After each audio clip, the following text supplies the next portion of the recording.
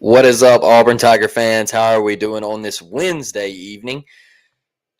What a day it's been for me. As most of you know, I let some of you know earlier what is went down today in my family. So that is why I'm going live a little bit earlier than usual. And then obviously yesterday was my son's birthday, so I wasn't going live then. But if you could, please just send out a prayer for my family and my grandmother as she goes through these steps, and my mom uh, having to deal with this and everything. So I don't want to get too emotional and things like that, but it's just been a rough day. But I made a promise to y'all, and I said I was going to go live, and I'm going to stick to that. So I wanted to get on here and talk about how the Auburn Tigers absolutely crushed SEC Media Days. And we talked a little bit last week about how this was a huge day for Auburn. Like, a lot of people look at SEC Media Days and they say, okay, well, it's a bunch of word salad. It's just a bunch of coaches that get up there and they tell us the same thing every year. And when I looked at it this year for Hugh Freeze and the Auburn Tigers, I said this year is different because of everything you're facing in the offseason, and all of the talk about Hugh's golf game and the lack of recruiting and John Cohen and Hugh Freeze's stance on the NIL uh, bull crap and collective and clearinghouse and all this stuff, right? So it was a massive day for you. Also, you took three guys, right? You took three guys that you thought were the ones that needed to go. And I think we all agreed on that. And those are the ones that we wanted to hear from. And so I want to start with the players first tonight. I want to start first. Let's start with Keldrick Falk. I want to start there because this is a guy that come in as a freshman. He gets on the field. He's phenomenal. It took him a minute to get his feet wet. Then he just took off, right? Last season, took off, was just an absolute dog for us. And so we expected him to come back this year and be even better. And then he goes to SEC Media Days back-to-back years. That's rare at any SEC program. And so you listen to Keldrick talk, and they immediately start asking him, with the leaders that left last year, how are you going to step into that role? And he was like, well, I was a leader last year. I wasn't one of those vocal leaders, and I've had to adjust myself and I've had to open up a little bit more. But I was a leader last year, and I'm going to continue to lead, and I'm going to help these young guys and these transfer portal guys, and we're going to get this thing right. And also, I think we are going to be the best defense in the country. So last week when we talked about, hey, Auburn needs to get up there, they need to show a lot of positivity, they need to show some excitement. Keldrick Falk comes right out and says that, hey, we're going to be the best defense in the country. He highlighted the secondary, the young guys, the K and Lees that had been there, and he's coming in for his third year. And he was very, very upbeat in his answers about how good this defense was going to be. Highlighted Jordan Crawford. Said Jordan Crawford's going to be an absolute animal. Said he's explosive, he's strong, he's big. Said he is going to be a force to deal with in the SEC, and he's going to be an absolute dominating player for the Auburn Tigers. So I was very, very impressed with Keldrick. I was very impressed how he highlighted his teammates. He talked about him stepping up as a more vocal leader, and I think that is what you wanted to hear from Keldrick Falk, especially on that defensive side of the football. So then we turned to Connor Lew. I'll save Jackson for last. We turned to Connor Lew, and everybody was kind of, I don't want to say worried, but they were just like, okay, well, how's Connor going to react? He's kind of a quiet guy behind the scenes, like doesn't talk a whole lot. How is he going to do in front of the microphone? And I thought he did very, very well. I was super impressed with him talking about he hyped up Xavier Chaplin, Mason Murphy coming in and being the two guys from the transfer portal, and how did they adapt to Auburn? How quickly did they learn, right? How did they grasp the system? And he said they jumped right on it, and he said we were able to just take right off. We were able to, pick up signals and checks and all that stuff. He said, we were ready to go, man. He said, those two guys, they're quick learners. He said, and I think it helps that they played big time college football and they come here from experienced programs and highly touted programs that play in really good conferences. So that was big time. Then they talked a little bit about Jeremiah Wright and Dylan Wade and what's it like having those two guys next to him at the left guard and right guard. And I think that the meat and potatoes of Auburn's offensive line is right there. And you bring all three of those guys back, it's just another year of maturity. And, man, I think how he hyped up this offensive line, it could be one of the best offensive lines we've seen at Auburn in quite some time. So I was very impressed with Connor Lew. And some answers he kept short and sweet, and he got straight to the point, but I was super impressed with him. I thought he handled himself great. And now let's turn to Jackson Arnold, right?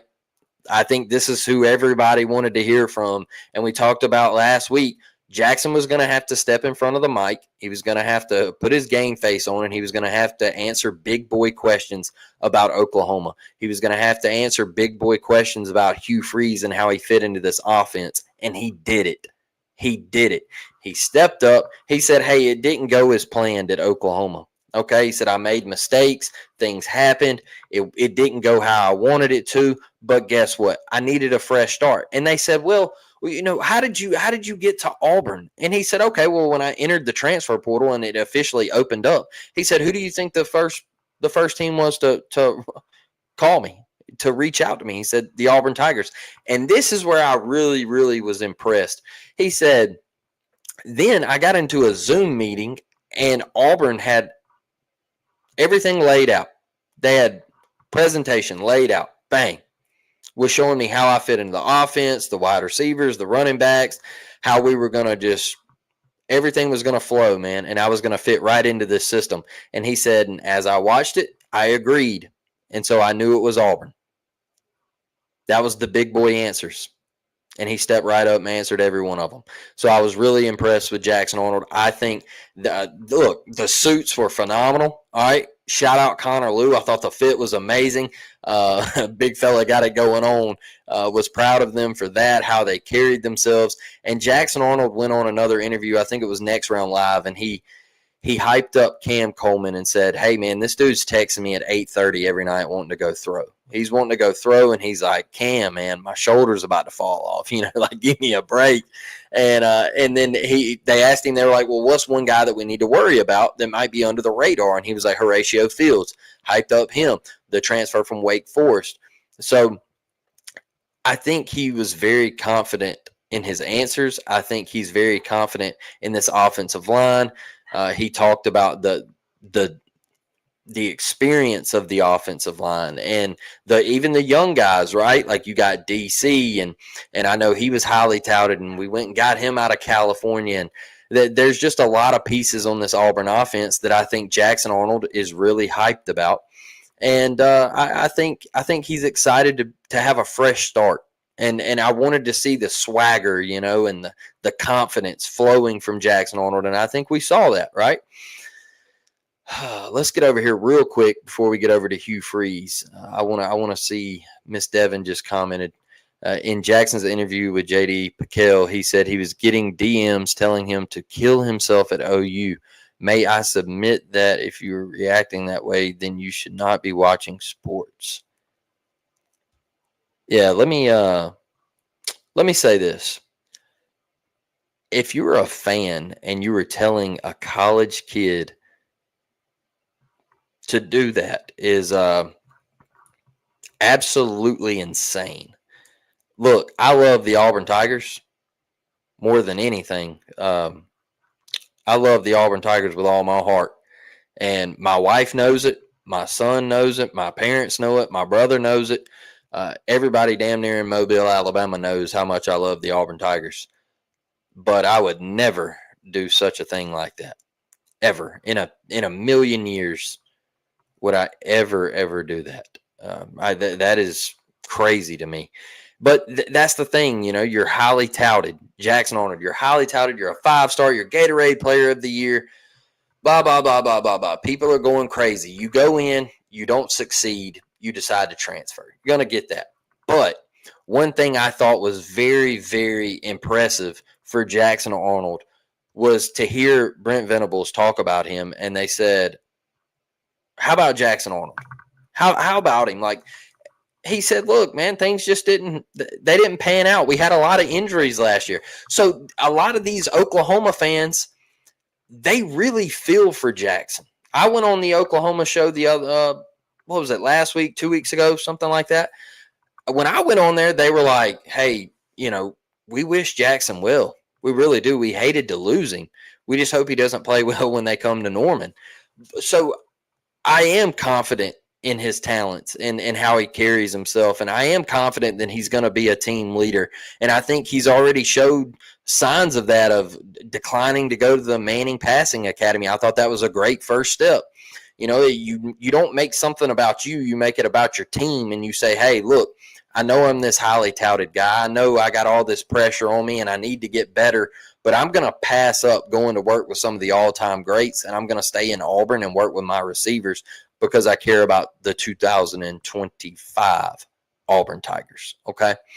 Now, that was another thing that really stuck out to me about Keldrick is they asked him, they said, how do you hone in all of this with the NFL draft grades and the mock drafts coming out of Keldrick Falk in the first round? And Keldrick said, I don't pay any attention to it. He said, because I don't care. And he said, I've never once cared about the NFL while I've been at Auburn. He said, I care about the 2025 Auburn Tigers. He said, and then we can worry about the NFL. But right now I'm locked in with this team. That was a big one for me. Right now I'm locked in. We'll worry about the NFL later. Because guess what? We know he's going to the NFL. We know he's going to be a high draft pick, and we know he's going to play football for years in the National Football League. So guess what? Keldrick Falk zoned in on this season for the Auburn Tigers. So I was very impressed with the players. I was very impressed with how they carried themselves, and I thought it was a tremendous job, and it was the best 3 picks you could have possibly taken, and I think Hugh Freeze nailed it with those 3. Let's get over here to Miss Devin. We're about to transition to Hugh. Hugh looked like he was actually having a good time, sounded confident and excited about this team. That excites me more than anything. Haven't seen that from him the past couple of years. What a great transition, Miss Devin. What a great transition. So, the meat and potatoes is Hugh Freeze. All of you know that have watched me for the past couple of years since I've started doing this, how I have been with Hugh's body language and excitement, and how he just seems so defeated sometimes, right? How his face is in his hands at some of these pressers, and he wasn't carrying himself the right way. And some of the things that he said, I was like, oh boy, y'all, complete 180 from the previous 2 seasons at Auburn University. And I was ecstatic. I said, hey, this Hugh Freeze looks energized. He looks ready to go. He looks like a different person. Now, what were you gonna get in this media viewing? What were you gonna get? Some of the questions you were gonna get. We all knew one that was coming, and that was about the golf game. And I thought he nailed it. He said, hey, look, man, I love to play golf. Just get off of me about it. Okay. He said, I've never once missed recruiting. And we said that the other night. He said, I've never once let golf get in the way of taking Auburn back to the top. Y'all, they're human beings. They can have hobbies. All right. They're not robots. Hugh Freeze has grandchildren. He has children. He has a wife. They're not robots, and they don't coach football 24/7, 365. Guess what? Nick Saban, he had lake days where he went out on the boat with his family, and he also played golf. Now, I'm not comparing Hugh to Nick and what type of coaches they are, but I'm just giving you an example of they're not robots. They're human beings who have lives outside of that facility. And that's just how it is. But some of you media members, you get it twisted and you want to take things and you want to drive it down into the ground to make a program or a coach look absolutely terrible. And that's not how it works. It's not how it works. The dude can play golf. I mean, he can go play 18 holes. It takes about 4 hours. Okay? That's how long it takes to play 18 holes of golf. With 4 people, 18 holes of golf, it takes 4 hours. Trust me, I play golf at Magnolia Grove a lot. And we start about 8 a.m. and we usually get done around lunch. So I love golf myself. And I don't get mad at Hugh for going to play golf. I don't think it interferes with Auburn at all. And one thing is, they were going to ask about recruiting. Well, Hugh, what about recruiting? I listened to multiple different shows out of Atlanta this week because I wanted to hear these talking heads talk about Hugh Freeze and recruiting. And I think Chris Doering made a perfect example. He said, let me tell y'all something about Hugh. Okay. He said, all this hoopla and BS that you're hearing, he said, it's July. Okay. It's July. When it comes around and Auburn is playing the slow game because they want to hear everything about the clearinghouse and all that stuff, he said, Auburn will pivot. Auburn will make a move. They have plenty of money. He said Auburn will go get players. He said if they win games, Auburn will be just fine. Y'all, Chris Doering is a Florida guy through and through. And he's sitting there saying, hey, the only thing that I ever said about Hugh was I thought he should have went last year in the portal and got another quarterback and ended things with Peyton Thorne. He said that's the only time that I really attacked Hugh was I felt like he should have made a move last year. But don't sit here and say that Hugh Freeze ain't doing his job. Because he put 2 back-to-back top 10 classes together. And he almost, when he had just gotten the job, he almost come in and put another one on top of it. So stop with the Hugh Freeze ain't recruiting. And there was multiple shows out there that really attacked that and said, hey, look, Hugh's doing a dang good job. Auburn's just playing it slow. Now, that takes me to Monday night. There was a little event that Auburn had, and they got up there, and Hugh answered questions, and who was right by his side? John Cohen. And they come out, and they said, Hugh attacked it again, and he said, hey, look, we're doing things the right way. We're doing things the right way, and we're going to wait to see how it all plays out. Now, I think where you have the backing in all of this is John Cohen is an athletic director who could run and hide. He doesn't have to talk to the media and all this stuff, but there's been multiple reports of people coming out and saying, hey, John Cohen was right there. He looked at the whole room and said, hey, if you want me to talk, I'll answer any question you got. So instead of him running and hiding and running from the situation, he's not. He's stepping up and saying, hey, this is how we're going about it. If you want to know more, damn it, I'll tell you. If we got to pivot, we got to pivot. But guess what? Auburn will do what they have to do to win football games. So stop worrying about Auburn being 78th in recruiting. That's exactly what I wanted to see out of the Auburn Tigers in Atlanta, Georgia. That is exactly what I wanted to see. I wanted to hear the tough questions. I wanted to hear the tough answers of coming out and saying, hey, can we pivot? Are we going to be okay? Yeah, You win football games, you pivot, you throw the money, and you go get the kids because they're going to want to come to Auburn if you start winning, baby. And I don't care. You can listen to all these other people who just say, oh, well, it's about NIL. It's about NIL. Yes, a little bit of it is about NIL. But you also have to win football games, y'all. These kids do not want to play for losers. They do not. I don't know one kid here in Mobile that I go and watch on a Friday night that wants to go 5-7. I don't know one. Never met somebody who is okay with going 5-7. But these people, they keep getting on there and say, oh, well, it's solely about NIL. No, Hugh attacked that on the David Pollock episode. He said, look, man, we just value our kids. We value the kids that we have on the roster right now, and we're going to make sure these kids stay on the roster before we worry about the high school stuff. Because why? Hugh Freeze is so confident about the 2025 Auburn Tigers. What did he say Tuesday in Atlanta? I think we could be in the college football playoffs discussion. Come on now. Come on. I think we can be in the college football playoff discussion. If you're not confident, you don't say that.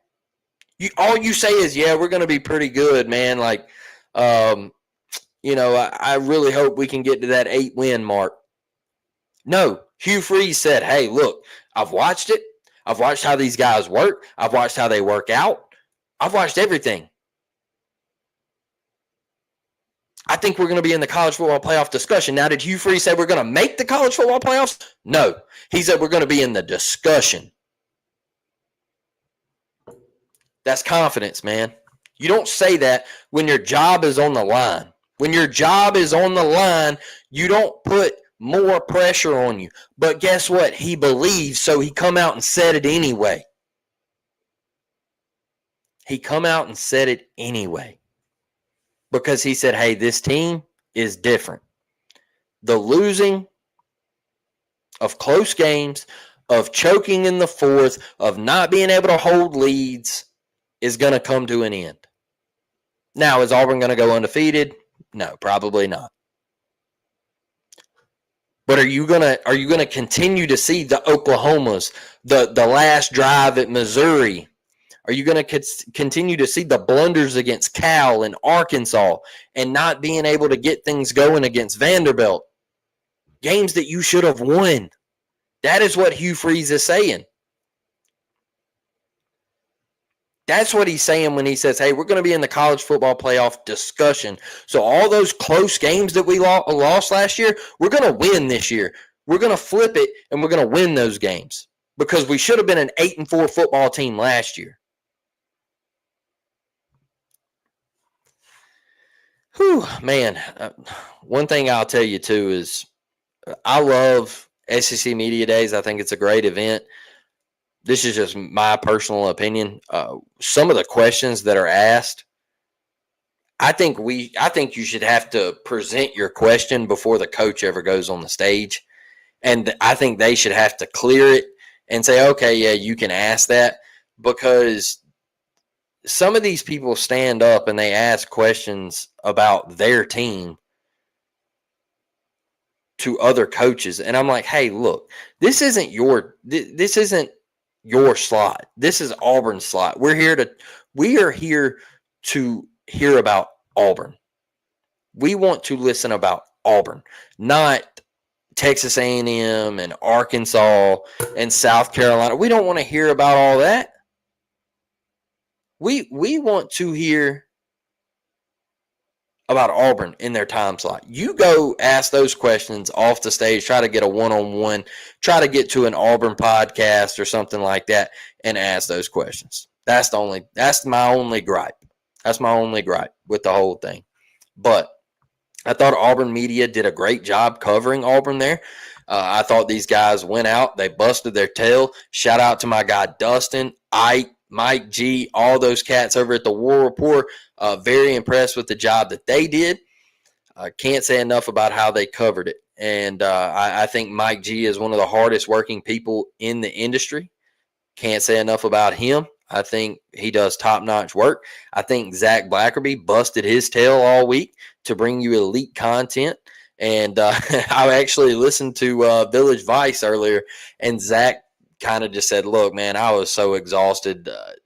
The College Football Hall of Fame could not hold that event for another second. So, look, I think these dudes busted it, man. They got after it. They worked their tails off, and we got to see exactly what we wanted to see. And I feel like Auburn crushed it. I really do. And you know, just as well as I do, if I didn't think Auburn crushed it, I would be 100% honest with you. And I would say, hey, look, I saw an issue. There's a problem with how Auburn presented themselves. And I did not see that. Not one time. So, Miss Devin says, preach, Blake. I'm trying. I am trying. We're so close, Devin. We're so close. I lost your sound. Oh, no. Can y'all still hear me? Am I good? Can y'all still hear me? I thought it was so weird that the reporter asked you about a transfer to Arkansas. Exactly, Devin.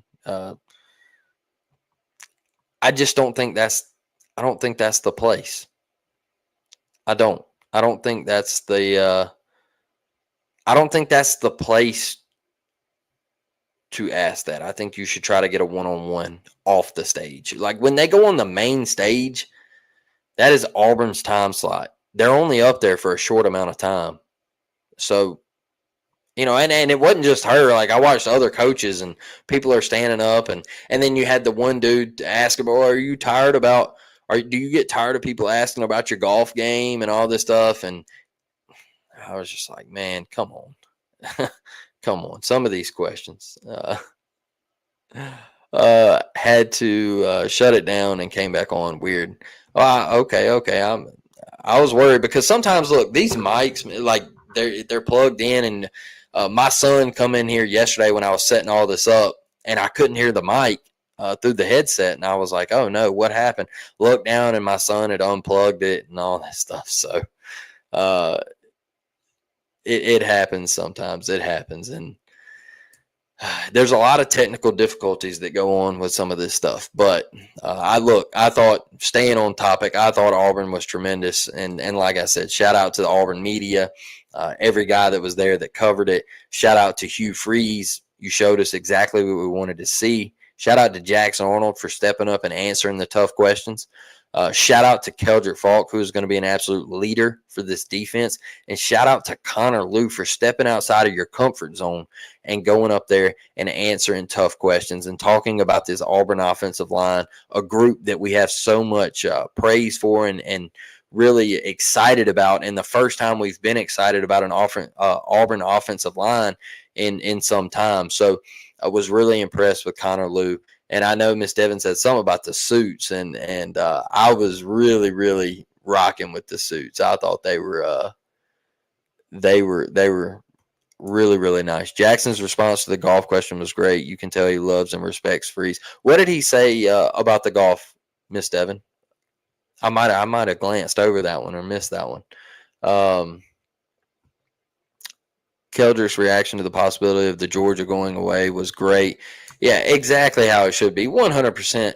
Like Georgia being off Auburn's schedule is just,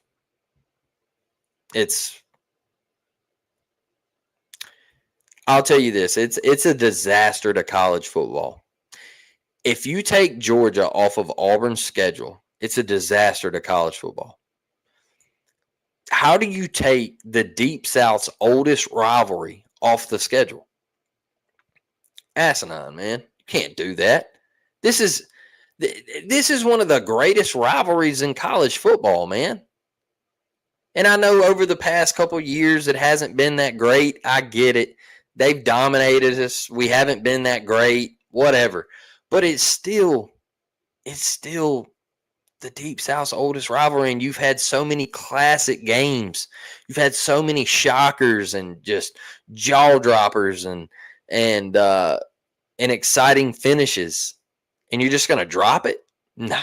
You already dropped Auburn and Ole Miss. You dropped Auburn and LSU. You can't drop the Deep South's oldest rivalry. Come on. Oh, come on. Connor definitely looked out of his comfort zone. He did great. He did. You could tell he was a little nervous. You could tell he was a little shy and nervous, but I thought he did phenomenal. I really did. He said that Hugh is a person too, and he has a life outside of football, and he needs a way to let off some steam. It can't be football all the time. Yep. I agree. They're not robots. And anybody who thinks they are, and anybody who thinks these coaches just do football 24/7, 365, you are sadly mistaken. And like I told you, the biggest thing is Hugh Freeze. He has a wife, he has children, and he has grandchildren, and he likes to play golf. I don't know what else to tell you. I really don't. I really, really don't. And he can play golf if he wants to. And that's the reason last week when I heard him say that on that Pollock interview, he said, dude, I've never missed a call about recruiting. He said, I've never let golf interfere with recruiting. Not one time.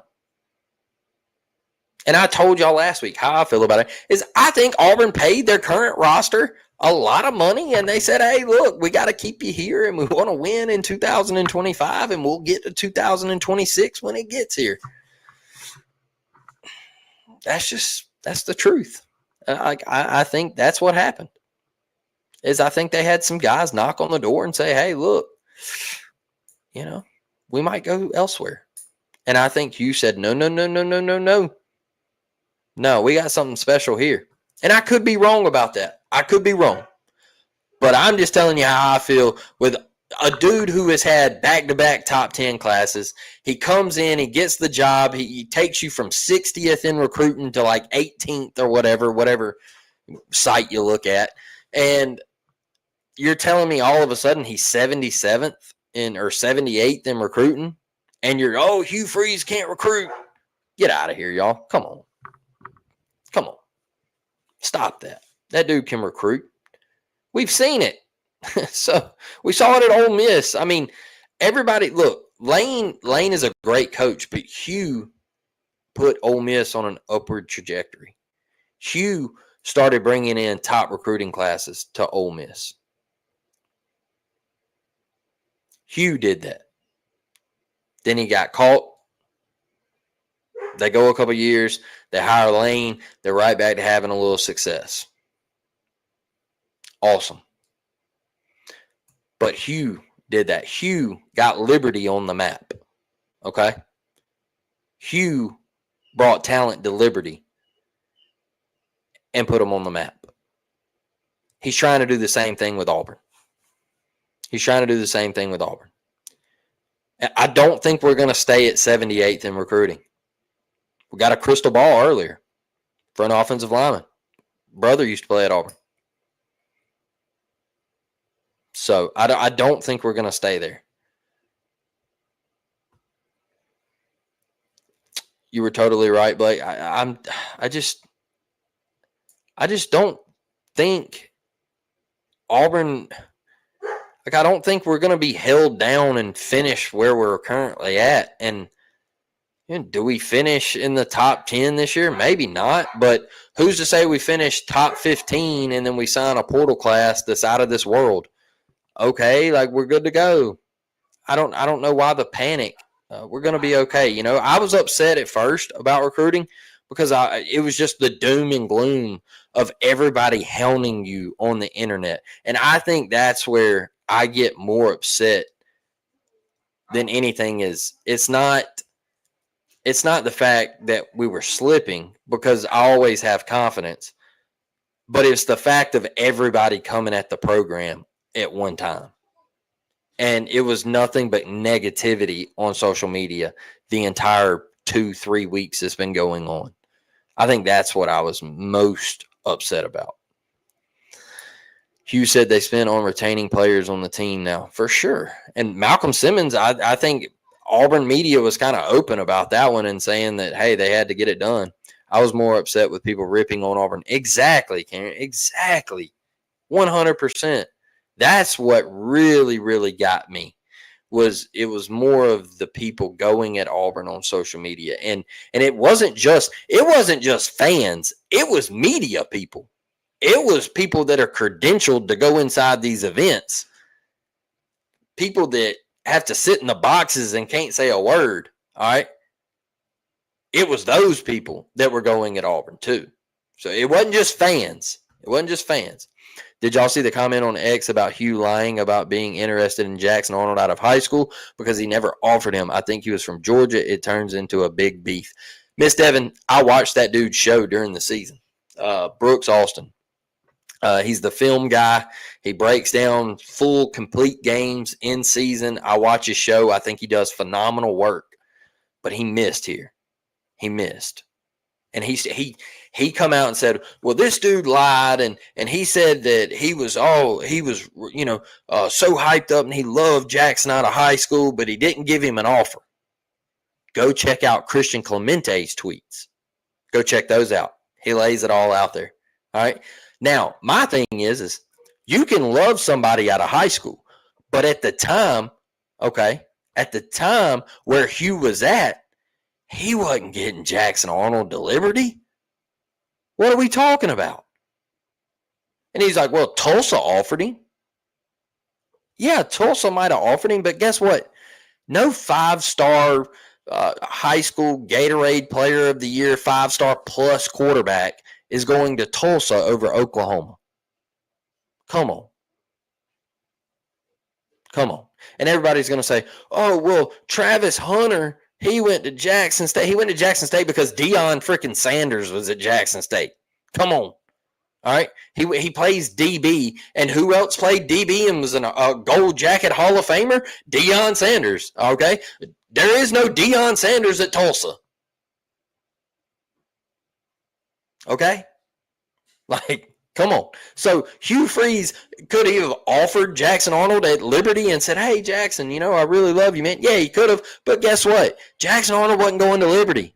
So Hugh Freeze could have still loved Jackson Arnold. He just said, hey, maybe I don't want to throw out a scholarship offer because I doubt I get him. And I also think I might be headed somewhere else. So who knows? You can still love somebody. Hey, I like that guy. But guess what? I doubt I can get him because every other school in the country wants him. And all those schools are a lot bigger than Liberty. And my thing is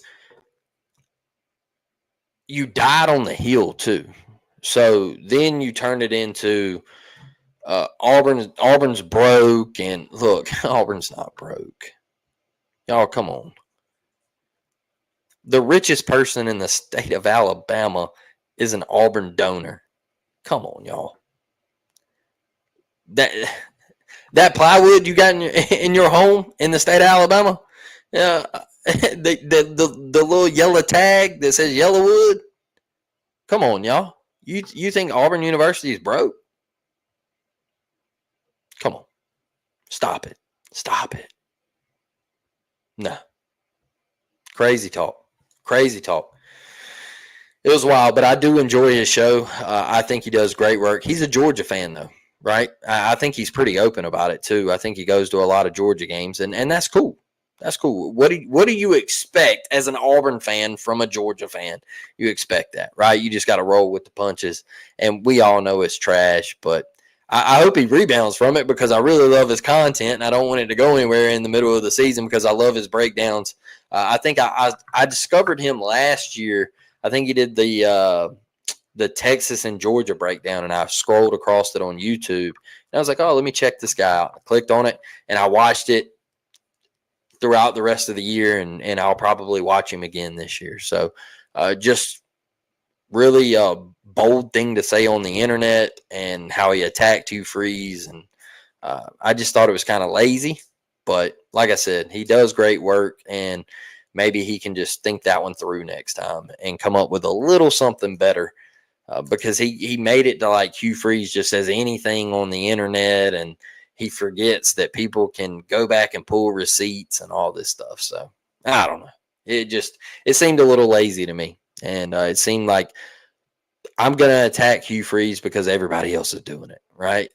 So, yeah, I still like his show. That's all I can say. But look, y'all, I thank y'all for joining me. I'm sorry for the early start. I usually go at 7 Central, but like I said, I had to jump on here a little earlier. Um, just please continue to pray for my family. And, I was open with y'all today in the group chat about everything that has happened. And my grandmother needs some prayers. And, life can turn upside down like that, and you never see something coming. So before before I get all emotional, I'm gonna hop out of here for today, and I thank each and every one of you for joining. Just click the like button, share it out to social media, and click the bell for notifications. And I thank y'all. War Damn Eagle, love each and every one of y'all.